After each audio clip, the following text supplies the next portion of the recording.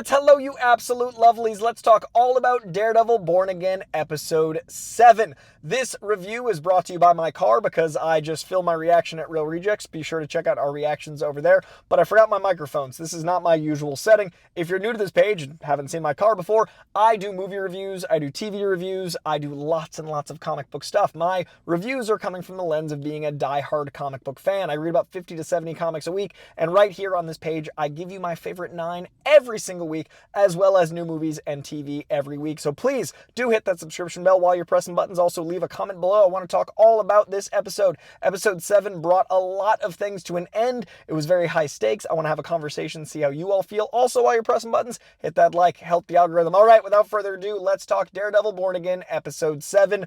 Muse is finally a big enough factor for the setup of the show, but unfortunately, it is over now. I have a very conflicting feeling because Muse in the comic books is only in about 9 issues. He is a very impactful character, but he doesn't have a lot of screen time or page time, however you want to call it. And likewise, that is mirrored here. And a lot of the big iconic Muse moments they did do, like the 2 girls getting dismembered after asking for a photo, and certain elements of how he's, painting the town red and using the blood and all the artistry. And that setup is giving us a beautiful moment to have Kingpin have a masked vigilante or a masked figure be an obvious evil and leverage that into what I think is forming into the Registration Act and Mayor Fisk using his authority in that very specific way. We see him here in this entire episode leveraging his government power into anti-vigilante stuff, leveraging his government power into putting Daredevil in a tighter spot while never making it about those on his thin black line, his thin dark line, not thin blue line, thin dark line, go after Daredevil. He, in fact, removes Daredevil from a situation and puts himself in a position where he wants Daredevil for himself because he told Matt if he stepped out of line, he was going to come for him. So now we've got a fully formed Kingpin back in this episode. We've also got Matt Murdock on the other side with a pep in his step. This episode has way more sunshine. This episode has way more smirks out of Matt. This is Matt telling, the niece of the White Tiger, who I think will become the future White Tiger, that, someone will take care of it, he promises, and smiles about it. He's smiling and throwing off defensively the relationship with Heather's vigilante fears and concerns and his bruises, and all of that works, and the fights mostly work. The brutality and the canvas getting painted, Muse being someone that paints blood on a canvas of the city, and then his own canvas literally being painted with his blood, was beautiful symmetry. And I love the way the above shots were shot, and the way the layout was done for that fight to totally play, and the way it landed with Heather. All of that really worked for me. Matt fully becoming Daredevil again, whilst Kingpin is fully becoming not just Kingpin, but Mayor Fisk Kingpin, really worked for me. I also really enjoyed Michael Gandolfini leveraging, the BB report, and the use of Urich's niece is really fun. But I want all of those things I just described to have been a lot more time leading to them. I would have loved, especially if Muse had a Mindhunter-esque thing where he did a little bit of, murder in each episode building up to the 60-person reveal, and then he would have this undercurrent of foreboding besides just that one opening and closing episode, and then the 2 girls fandom scene, and then we haven't had that much time with Muse.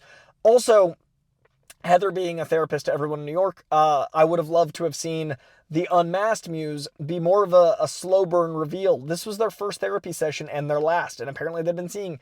Now, we obviously saw him at the book signing, so they set it up, but it would have been nice to have that set up lead to actual therapy sessions leading up to this moment. It just felt like it was meant to be a reveal that wasn't a reveal, and it also felt like it was meant to have weight and didn't have the weight it should have. It felt like it was all just for Kingpin's plan, as opposed to an actual arc that then led into Kingpin's plan. So I would have liked a little bit more Muse, both masked and unmasked. I've also had a struggle a bit with Heather seemingly not knowing that her boyfriend is Daredevil, because so much of this episode, and so much of many episodes, have kind of implied that she knows.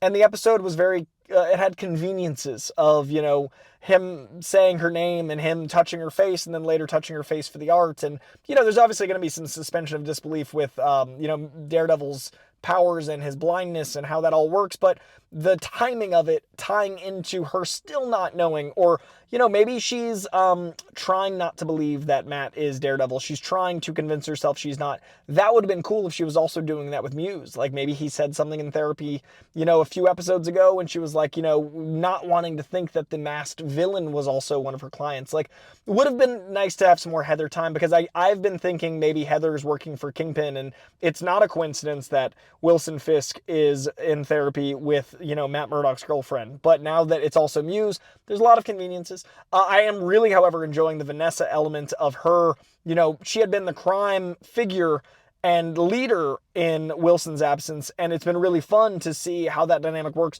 I love that I genuinely, at the end of this episode, do not know if she has actual aggression towards Kingpin for her husband Wilson. But at the end of the day, I think she knows Wilson would be the one to take out Luke and not the other way around. But it's interesting that she has known that Wilson has been feeding his Kingpin side and has been, you know, in secret doing these things, and she's known. And I love that he knows that she knows. There's so much in that relationship that I'm really enjoying, that I'm very curious about if we get a payoff like that with Heather and Matt. All the while, the North character, who's big, Cole North in the comics, is a really big factor here. It seems like he's just working for Wilson. I'm curious if there's going to be any sort of redemption for Cole where he, like, ends up siding with Daredevil, but we haven't really had enough time with him for that to be a big moment. So I think overall my thoughts are, I wish, now that we're into the third act, like there's only 2 episodes left. This was 7 of 9. We're into the third act. I wish the show had been 12 or 13 episodes, and I wish they'd been an hour. I think we could have used more time with the supporting cast. We could have used more time with Matt having an outlet of, you know, venting his lack of religion and venting his inner thoughts and going through we get the joy of him coming back to Daredevil, but we haven't had a lot of the arc feeling like it was coming from a place of pressure, except for the one scene of pressure where they wouldn't have gotten to the niece in time. I just feel like we're speed running through the emotions a bit, and speed running through the conflicts a bit, and speed running through the villain arc to set up Kingpin's ultimate villain arc. So naturally, it seems like Bullseye has to come back. Naturally, it seems like, you know, there has to be a big throwdown, you know, in some way. It's really interesting how it does feel a bit disjointed. I liked episode 5 feeling like a bottle shot, like a one-shot episode, and then 6 ending with him, you know, saying, screw it, we're back. But now 7, we've only got 2 left, and I assume Punisher comes back, because unfortunately that was shown in so much marketing. I assume Bullseye comes back. We have 2 left to do all of that, and Kingpin. So I think what's going to end up happening is this is going to be like a chapter 1 of chapter 2 cliffhanger. Originally, the old Daredevil show was, I believe, supposed to be 18 episodes, and this one's 9, and the next one might be 9, and that's kind of the format of the split. But Born Again, fully born again Daredevil v. a fully born again Wilson is very fun, and that parallel, I think, will end in a big old moment in the next 2 episodes. A fully reborn Matt and a fully reborn Wilson. How does Frank come into play? How does, you know, Dexter come into play? All of that, very intrigued by. This episode is a bit of a low point for me in the series so far. Bit of a low point in the overall speed and impact. But overall, I'm still really enjoying the show. It's a B-, still higher than a lot of TV. Still very enjoyable. Still love seeing Matt and Wilson go at it. Still loving seeing Daredevil on TV again. So overall, net positive, even if this episode was a bit of a dip for me. And it was cool to see, you know, Muse get some of his time to shine. Read Charles Soule and Ron Garney's run of Daredevil. Start with Volume 1. Muse shows up in Volume 3. The whole journey's great. It's Mayor Fisk stuff. Just check out some comics, and check out the Chip Zdarsky run. Lots of great Daredevil. And I appreciate you letting me do this for my car if you've watched this long. Much love. Leave a comment below. Leave a like. Leave a subscribe. I don't know if you leave a subscribe. Hit that subscription bell. And I will see you guys next week in the safety of a home. And lots of CinemaCon coverage right now throughout this week. So if you're into CinemaCon, if you're into movies, please hit that subscription bell. But also keep an eye on those videos and that coverage all over this page. All right. Much love, guys. I'll see you soon. Bye.